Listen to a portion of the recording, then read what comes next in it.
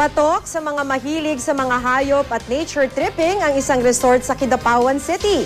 Ipinagmamalaki ng naturang resort ang fish pond at bird sanctuary nito. Sa mga gusto namang makatipid ng husto, bisitahin niyo po ang tinaguriang Virgin Beach ng Tikaw Island sa Masbate. Narito ang report. Sa halip na buhangin, makikinis na bato o pebbles ang matatagpuan sa dalampasigan ng Talisay Beach sa Tikaw Island sa Masbate. Malinaw at malinis ang tubig. Virgin o hindi pa nadidevelop ang beach kaya libre o walang entrance fee. Bagay sa mga bakasyonistang naghihigpit ng sinturon. Meron din namang fully developed resort sa isla kung saan pwedeng mag-overnight. Kahit hindi libre, pasok pa rin sa budget ang 5 pisong entrance fee at 100 pisong bayad sa cottage.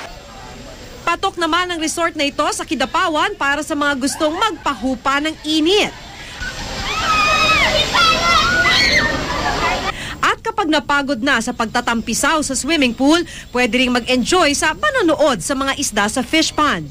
O di kaya'y makinig sa huni ng mga ibon sa bird sanctuary. Sulit na ang pamamasyal sa naturang resort sa 50 pesos na entrance fee.